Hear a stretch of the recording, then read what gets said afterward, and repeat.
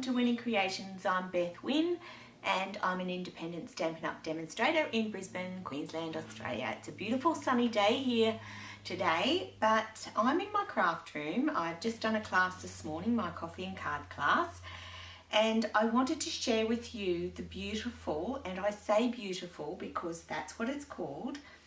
It's a Petal Promenade suite, but it has the beautiful Promenade and bundle in it. It has beautiful Promenade stamp set and the beautiful layers, thin dies, and it can be found on page 107 of the catalogue. And there are some beautiful DSP papers. Can I just show you a couple? Look at this gorgeous rose paper, and of course, being Stampin' Up, it's double-sided. Beautiful marble finish. I can just imagine that as a beautiful background to a card. Some lovely roses, which are just stunning. And here we have some already made card fronts for you in different sizes. How easy is that? All you have to do is add a sentiment and virtually your card's done. Some more roses. I'm a flower girl, yes.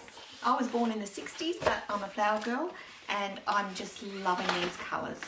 So the card I'm making today, I'll just put my catalogue to the side, is this card, which a little bit, I started earlier today doing a video and was rudely interrupted, and I won't go into that, but let's just say it involved a cup of coffee that I should not have had in my craft room, but you know, I'm a coffee girl too, so note to self, don't drink coffee in the craft room. So anyway, so in the card today, we've got the beautiful rose metallic thread and the petal pink rhinestones.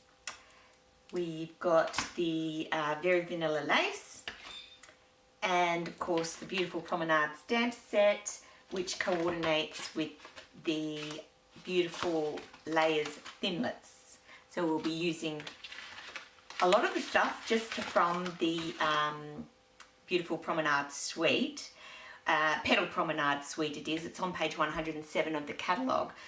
What I will say is that I didn't actually have the Petal Pink, which is one of the new colours, but I did have Pink Pirouette, and I think it matches up quite well. I also didn't have the other colour, the Mossy Meadow, that they recommend goes with this suite, but I do have Old Olive. So I've used those two colours, and I think that's fine. I mean, Stampin' Up! is noted for all matching colours and coordinating colours and everything, and I've even found that with the colours, if I haven't got a colour, I can usually find one that I have, and that will go all right. And I think this is done, it's served the purpose all right. So we're going to be using Pink Pirouette and Old Olive as the colours. So let's get started. First of all, the card base is your normal 14.8 by 21 folded in half, and the card front is 14.3 by 10 centimetres. So we're going to start with that, and the first thing we're going to do is get our sponge dauber with the Pink Pirouette and sponge around the outside of the cardstock. So we're just going to give it, so it's just like a little bit of an antique-y look, but it also takes the sharpness out of the edges. It just softens it. It softens it a little bit. So there's no right or wrong on how much you put on. Don't be, sorry, I'm just off camera there. Don't be afraid to put on as much as you like. It's, as I said, there's no right or wrong reason. So the piece of designer series paper I've cut at the length, which is 14.3, and I think this was 6 centimetres I've done. So once again, it's totally up to you. If you only wanted a smaller strip, oh look, there's a glue dot on my desk. That didn't get covered in coffee, did it? The things you find. So we're just going to adhere that to the back, to the front of the cardstock, and we're just going to use our Tombow glue and adhere that to the front. Okay, there we go. Beautiful, gorgeous paper. Okay, I think I can see little bits of Calypso coral maybe in there you could use. There's so many different colours you could use. I think there's another glue dot on my desk. So the next bit I will do is, I think I might bring in the Stamparatus now. Now, if you haven't used the Stamparatus before, this is a great positioning tool.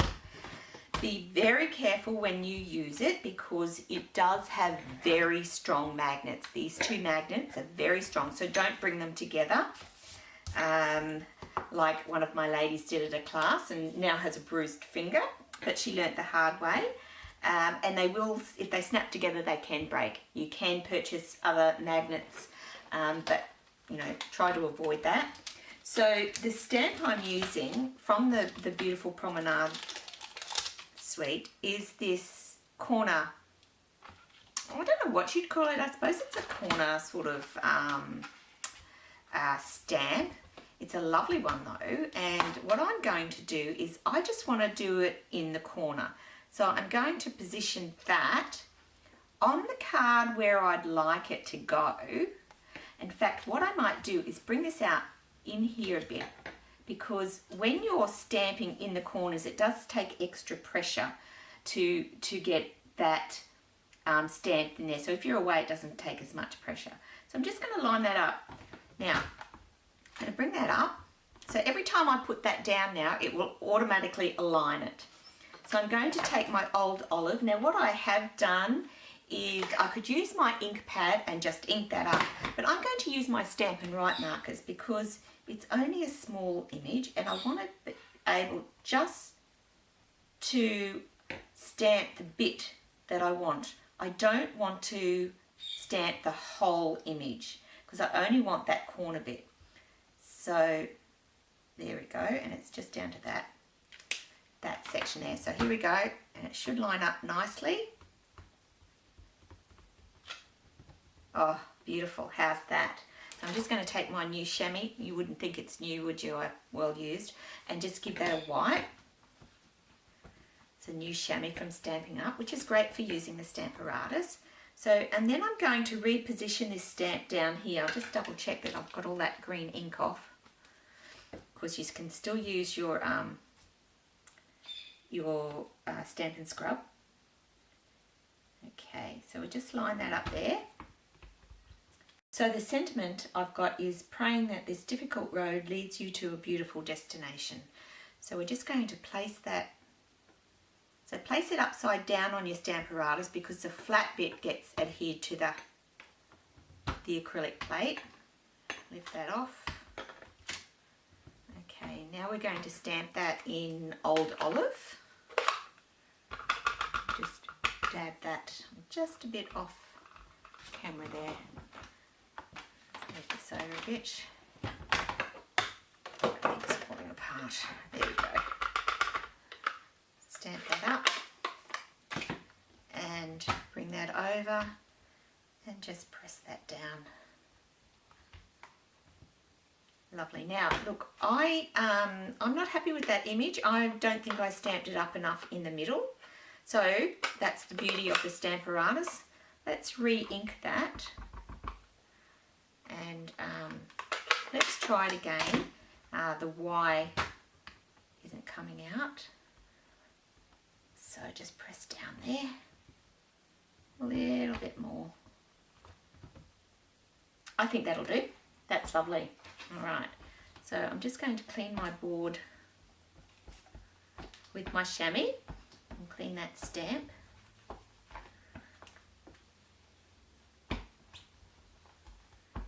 Okay.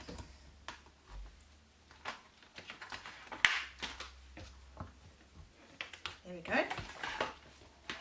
Now when you're storing the Stamparatus, take your plates off and store them flat like that. Right, so all we have to do now is to cut out our flowers. which, where are we? I have already stamped on my scrap piece of paper here. So I've done a flower and I've done the 2 leaves. So we're going to have to bring in the big shot, and the framelits we're going to use will fit nicely on there, like that. And this is the leaf one, and we're going to do 2 of the leaf. So, okay, now just a tip. I have the magnetic plate, but if you don't have the magnetic plate for your big shot, a bit of masking tape that the painters use. Now, if you were to stick that on now without doing this to your, sticking it on your skin first, it would be too strong and it would lift your paper and it would mark your image. So if you just give that a couple of runs along your hand just to get a bit of the oil from your hand so it's not as sticky, and then just place that on there to keep that in place. And I do that with the leaf as well. As I said, this is if you don't have the magnetic plate, or even if you have the magnetic plate, sometimes the magnets just move around, and so you might just want to keep it in place and a little bit firmer than what the plates would just do. So just put that on there. Now we're going to bring in the big shot. And we've got the magnetic plate and acrylic plate. We create our sandwich, just make sure that's aligned properly. And then another acrylic plate on top. I think I've moved my flower a little bit. There we go. Okay, I think the leaf one's all right. And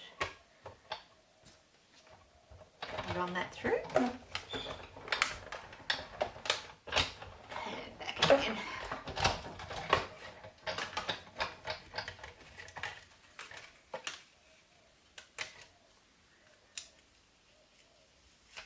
Go, and they can be reused at a later date.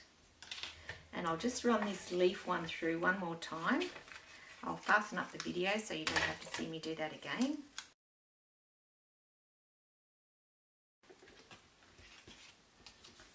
Okay, so we've got our flowers and we've got our leaves. What we need to do now is put it all together. So I'm going to take my, I haven't put my lace on. Let's put some lace on it. Now I find glue dots are the best for this, for ribbon and lace. Up to you guys what you want to use. Everyone has, excuse me, reaching in front of the camera. Everyone has a different way of adhering different things. I like to use the glue dots myself. And how I do this is I just put one on the back there, adhere the lace. Now I'm going to do it probably to the edge of that piece of DSP as much as possible, sorry.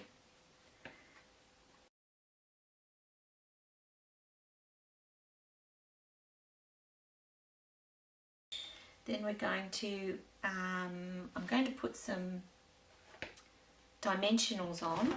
Now this section of my dimensionals, it looks like it's finished, but this is all still usable, so don't throw it away when you get to this stage. You can still use it, use up every little bit. So I'm going to put a strip along there, probably overdoing it a bit, but what I am going to do is attach my metallic thread. So if you've never used this before, when you first use it you might get a little bit frustrated. It took me a little while, but now I use it in a lot of my projects. So get the end and I put it about up there on your top finger and wind it about 10 times. 1, 2, 3, 4, 5, 6, 7, 8, 9, 10. And cut it in about the same spot. So both your ends should be there together, just about. And then you can adhere that, just take that bit off, to and both your ends should be there. Mine's fallen out a bit. There you go. So you've just got your loops. So that will just give you a little bit of thread there. We're going to take our backing off of here and attach our leaves.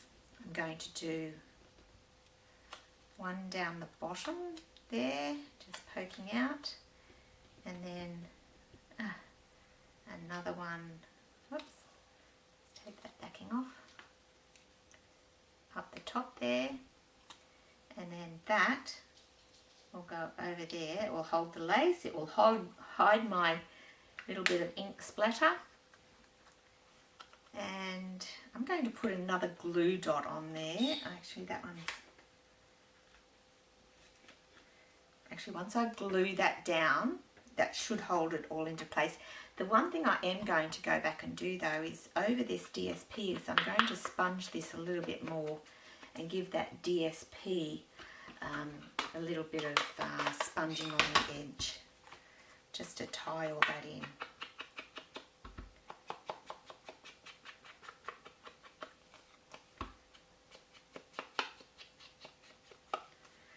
There we go. That should do it. So all we have to do now is attach that to the card front. This is very vanilla, in case I'd forgotten to say it earlier, which goes really well with this suite. I'll put a little bit of glue on those ribbons. Okay. And I do like to flatten my card out when I stick it on, and it just leaves a little bit of a border around there. Okay, so we've got that stuck on, and there's the card. If you wanted to, you could put more glue dots on there, or it's totally up to you. But I think that's a beautiful card, and I hope you've enjoyed my video today. If you'd like any of these products and you live in Australia, pop on over to my blog site, which has my safe and secure 24/7 shop, and you can buy any of these products. Any questions, please send me an email. All my details will be on my blog site, and if you like me, give me a thumbs up, and don't forget to subscribe to my channel. And until next time, thanks for tuning in, and I'll see you again. Bye.